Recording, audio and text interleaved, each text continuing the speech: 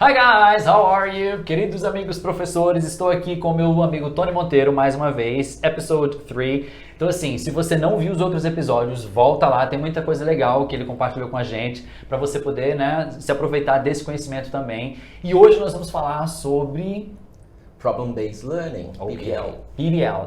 Então assim, um tempo atrás a gente falou com a professora Silvia, a gente falou sobre o PPP, que é o Presentation Practice Production, que é uma técnica da abordagem comunicativa, enfim. E hoje a gente vai falar sobre o PBL, que é uma coisa relativamente nova, né, Tony? Exato, Que muita gente está começando a usar e é uma visão diferenciada. E aí a gente pode compartilhar para as pessoas que na verdade nunca nem ouviram falar no PBL. Vamos ter uma coisa bem tipo foundation, assim, tipo do princípio, para ter uma ideia geral do que é e de como a gente aplica isso nas nossas aulas, tá bom? Ok, e aí como é que a gente pode começar Então, do zero? Olha só, onde é que surgiu, de onde veio essa história do Problem-Based Learning? Surgiu na década de 60, então por isso que eu falei relativamente...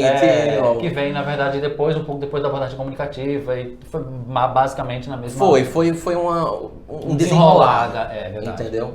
E aí, o PBL ele nasceu nas universidades de medicina nos Estados Unidos. Então, os professores começaram a utilizar essa metodologia, essa técnica, para trabalhar com casos. E é interessante porque, assim, toda vez que eu li alguma coisa sobre PBL, sempre era algum caso de medicina. E eu falava, mas por que essa criatura está estudando medicina? E aí tudo pegava, assim, tipo, alguma coisa de PBL, quando eu abria, eu falei, não, porque o caso tinha uma heart condition. Eu falei, mas ninguém ensinava outra coisa. Agora que eu entendi, tá vendo? É porque nasceu vivendo e aprendendo. Nasceu desse contexto. E aí, os professores de inglês, basicamente, encontraram nesse processo algo muito positivo, certo? E aí eu falo do meu ponto de vista como profissional, né? Tem gente que pode discordar e aí a gente fica à vontade. É legal a gente salientar isso, que assim, as teorias existem, elas são aplicadas e são estudadas e assim, a gente vai dar o nosso parecer, a nossa visão, a nossa versão do que a gente acredita, do que a gente imagina que seja. Claro que pode haver outros profissionais que discordem, que eu acho que é legal a gente debater. Eu acho que é muito importante. Claro, eu acho que a conversa é essencial. Até se você tiver uma opinião diferente, alguma coisa assim que você queira compartilhar com a gente, põe aqui embaixo que a gente vai debater, que eu acho que o rico de você viver no mundo do ensino é isso, né? É você poder se posicionar e discordar e explicar o porquê, né? Eu acho essencial. Valiosa e construtiva. Então, o que eu acho mais interessante nesse processo é a autonomia que é desenvolvida no aluno. Eu acredito muito em atividades, em processos que a gente consiga desenvolver a autonomia do aluno. Onde o professor, na verdade, tem gente que diz que o professor é ator fracassado, né? Frustrado. O músico frustrado, o ator frustrado. Porque quer estar no palco, quer estar na frente, quer estar falando. E isso é uma dificuldade que eu tenho, eu sinto, sempre senti e até hoje eu sinto, em pontuar para o professor, em chamar a atenção dele, que quem tem que falar não é ele. O professor, na minha visão, o papel do professor é de enabler. Claro, de facilitator, né? Facilitator, exatamente. Então, essa história de professor que dá palestra, morreu, pelo amor de Deus, numa aula comunicativa em 2019, assim, já foi, né? Isso a gente precisa. Ou aquele carinha que chega com um livro na mão assim, bota lá, Simple Past. Ai, Senhor, meu coração dói. Pois é, pelo amor de Deus, tá, gente? Não vamos por aí, não. Não vamos, por favor. E aí, o PBL, ele traz essa oportunidade de desenvolver ainda mais a autonomia do aluno. Por quê? Tá, mas, assim, vamos pegar do começo. Então, os alunos de medicina tinham um problema, né, isso para poder resolver. Isso, e aí vamos só... Até hoje, nas faculdades de medicina, nas universidades, o pessoal utiliza esse caminho. Certo. Então eles têm um problema lá, eles vão estudar possibilidades. E aí tem passos, certo? Tem passos ao longo do processo. Primeiro de tudo, o professor, ele precisa desenhar todos os passos. Ele não pode simplesmente chegar num grupo de 6 pessoas, não pode ser grupo grande, certo? O grupo grande não consegue desenvolver da melhor maneira uma atividade com PBL. E aí ele precisa chegar para o grupo com todo o planejamento que ele tem em mente, onde ele quer chegar. Tá. Certo? Não pode simplesmente chegar e dizer, tem esse problema, resolve. Não, tem passos, tem pessoas responsáveis. Me dá um exemplo, vivo. Dentro da medicina? Uma aula sua. Vamos lá. Um episódio legal que você acha que funcionou o PBL e você usou, perfeito, que foi, né? Pra gente ter uma noção mais hands-on, entendeu? Tá. Eu vou falar o seguinte, eu vou falar que eu utilizei essa técnica com professores, Ah, ok. certo? Então, lá na Talent Language Solutions, que é a empresa com... Que é a empresa dele, né? Que não é uma escola de idiomas, ok, Rafael? Pem, pem, pem, pem, pem. É uma alfaiataria linguística, ok. Então, a gente tem muitos casos que demandam um estudo mais aprofundado da realidade do aluno. Então, qual foi a prática que eu trouxe para os professores? A gente teve uma reunião. Nessa reunião, a gente leu e estudou, certo? E fez uma mesa redonda de alguns textos teóricos que falavam, na época era sobre accuracy. Ok. Certo? Era a linha tênue que ficava do professor entre deixar o aluno... Para quem não é familiarizado com o termo accuracy, é a questão do aluno falar as coisas extremamente corretas, né? Tipo assim, a precisão linguística. A precisão linguística, de você, sabe, ser ali pontual no que você está usando, sem ter as falhinhas e você corrigir isso aí. Então seria o accuracy. Exato. Nem sempre, por exemplo, eu posso falar extremamente correto, mas eu tenho um discurso bloqueado e eu não sou, por exemplo, fluente. Eu não tenho uma fluência muito aguçada, mas tudo que eu falo corretinho. Então eu tenho um accuracy bom, mas não necessariamente uma fluência boa. Aí eu vou aproveitar já que você mencionou esse ponto. Gente, fluência é uma habilidade, não é um nível linguístico. Vamos parar de dizer que a pessoa é fluente. A pessoa pode ser fluente em qualquer nível linguístico. Né? E a palavra certa que eu acho que as pessoas confundem é proficiência. Isso. Né? Eu escuto muito o professor falando isso. Não porque fulaninho quer atingir fluência. Ele quer atingir fluência em que nível? Porque todo mundo tem a consegue. fluência do básico, a fluência do intermediário, Exatamente. a fluência do elementar, a fluência do avançado. Surgiu esse pop-up porque é uma coisa que também... Não, mas foi ótimo ter falado isso. Porque muitas vezes assim, falou assim, o que eu faço para atingir a fluência, Rafa? Você já é fluente no A1. Pois é, e aí vamos ver qual né? E me localiza aí. Tá, mas vamos lá. Aí a gente estudou, certo? A gente leu, estudou. E aí, ao final desse estudo e desse debate, eu vim com um caso real, certo? Uma aluna que tem fluência de B1, mas tem accuracy de A2. Entendeu? Então ela tem uma dificuldade. É tão longe, né? Não é tão longe, não é tão longe. Para vocês que também não estão familiarizados com o termo A1, B1, quando você faz no European Common Frame, você tem, os alunos são divididos em A1, A2, B1, B2, tanto quando você faz o TOEFL, quando você faz o FCE, qualquer exame internacional, você vai ser qualificado com a sua pontuação em A1, A2, B1, B2, C1, C2, ok? É o balizador mundial para qualquer língua, né? Então ela tinha dificuldade, por exemplo, ela não conseguia utilizar um simple present correto, mas ela conseguia se comunicar bem, certo? A informação chega no outro, mas é muito quebrada, às vezes fica muito difícil de entender no final das contas por conta da dificuldade do accuracy. E aí eu trouxe o caso dela, escrito, redigido, com os detalhes, entreguei para cada um foi para casa, passou a semana analisando o caso e vendo como aquele texto que a gente debateu em sala, que a gente discutiu, que a gente leu, que teve a mesa redonda, pode influenciar ou o que é que a gente pode trazer daquele texto para solucionar o problema dessa aluna. Entendeu? E aí na outra semana a gente voltou a se encontrar e aí cada um veio trazer a sua contribuição. O que é que ele acha que poderia ser aplicado. Mas isso com um aluno, Tony. Isso com um aluno, vamos lá. Eu queria só, porque na verdade esse exemplo foi fantástico com o professor, porque a gente viu como funciona, mas assim, eu como professor iniciante, que eu nunca treinei um outro professor, e assim, como que me dá uma coisa palpável assim? Vamos lá. Isso primeiro você precisa conhecer o seu aluno. Tá? Você não pode jogar numa turma que você não conheça. Ou um aluno que você não tem muita segurança.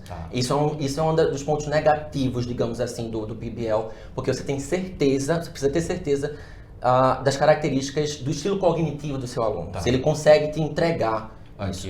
Mas vamos lá.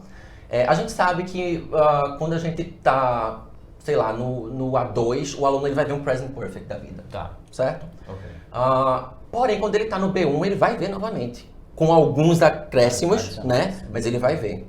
Então, ao invés de eu fazer uma presentation, uma contextualização, um formato pelo qual ele já passou, certo? Eu vou entregar para esse aluno um estudo, um material que não é explicação gramatical, certo? É um material que está com falhas, ele está faltando coisas. E aí esse aluno, ele vai estudar, ele vai pesquisar ao longo da, sei lá, isso foi tarefa de casa. Terminou a aula, disse, ó, esse aqui é o teu PBL. Estuda, vai atrás, é responsabilidade tua. Na aula que volta, é ele que vai me explicar. trazer. Ele vai trazer a explicação. Só assim, por exemplo, no caso, sei lá, seria um gap filling, alguma coisa assim? Poderia ser. Então, digamos assim, tipo, I, blá, blá, blá, blá, blá, blá, lived in Brazil for 6 years. Isso é uma parte do processo. Tá. Outra é, vamos lá, tem partes do processo. Só para vocês terem uma ideia. Primeiro, a definição do uso primeiro os exemplos. Tá. Então eu posso tirar esses exemplos de música, posso tirar de filmes, posso colocar Authentic material. authentic, sempre authentic, o máximo possível, Tá. o máximo possível, levando em consideração que o aluno gosta, tá? Isso é importante também. E aí, com base naqueles exemplos, você fazer perguntas, não perguntas idiotas, tipo sim ou não, mas perguntas que façam o aluno, que façam o aluno pensar. Por exemplo, em que contexto essa pessoa está falando isso? Tá. Ele está falando por quê? Qual é o objetivo dele? Uhum. Qual é a estrutura que ele está utilizando? Entendeu? Então, todas as perguntas. E colocar uma definição no final sobre o que é o Present Perfect com gaps. A definição com gaps. Ele vai ter que ler a definição e ele vai ter que encontrar as palavras que fazem... Ele viu exemplos, ele viu... Ele parou para pensar o contexto, por quê, como, onde, quando, quem... Entendeu? E ele vai chegar a uma conclusão através da... Eu consigo usar o PBL com todo mundo, com todos os... Se você conhecer o estilo cognitivo do seu aluno, se não for um aluno muito aluno, por sequencial, exemplo, que um aluno não faz homework. o aluno que não faz homework, que não se dedica, não tem como. Tá. Não Porque tem é como. bom a gente salientar, porque a gente posso fazer com todo mundo. Não, se o Não. aluno não tem esse comprometimento, não adianta. Não vai tem, funcionar. exatamente. Aí é interessante a gente falar do como é bom você ter um leque de situações, de técnicas, de abordagens que você pode usar com os diferentes alunos. Exato. Eu não gosto muito dessa ideia de que quando vem uma coisa nova, as pessoas acabam esquecendo As ou outras. desacreditando ou descreditando as outras. Eu acho que as coisas vêm para somar. Claro. Então, assim, no caso do PBL, seria tipo mais uma carta que você tem na manga para você usar Exatamente. quando você conhecer o seu perfil de aluno. Exatamente. É porque, por exemplo, um aluno me veio logo na cabeça, para um aluno que não faz homework não pode trabalhar, Não. você não tem como trabalhar com ele com PBL, ou vai ficar mais difícil. Vai ficar praticamente impossível, porque se ele não fizer, a aula seguinte depende disso. Aham. Depende do trabalho dele. Se ele não fizer, a aula não anda. Uma coisa que eu achei interessante, na época que eu estudei PBL, comecei a aplicar e tal, era uma das coisas que vinham nos principles, era que o professor nunca sabe o outcome. Não. Né? Assim, tipo, o aluno ir buscar, porque num PPP, por exemplo, você está apresentando um conteúdo tal, a função comunicativa, o aluno vai praticar, depois ele vai fazer uma produção, e você está acompanhando, você tem total domínio de mais ou menos 90% de tudo que vai sair dali, né? No production, talvez você perca um pouco o controle, tarará, mas você tem uma noção. No PBL, não, porque você não sabe quais são as soluções que o aluno vai trazer para aquele problema. Então, assim, Exatamente. exige Exige uma segurança do professor. do professor, quer dizer, né? Você tem que ter, até para você chegar no ponto de você dizer, não sei isso. Né? Exatamente. Vamos, de repente... Exatamente. Eu não gosto muito de utilizar, não é gostar, mas assim, eu não tenho o costume muito de utilizar com um aluno iniciante, que não é seguro. Sabe aquele aluno iniciante que está muito ansioso, né? aí ele se frustra. Tá. Entendeu? Eu deixo mais para alunos que já têm algum conhecimento com a língua. E é legal, assim, a gente pontuar isso, falar com alunos que não fazem dever de casa, alunos iniciantes que também talvez se torne um pouco mais difícil.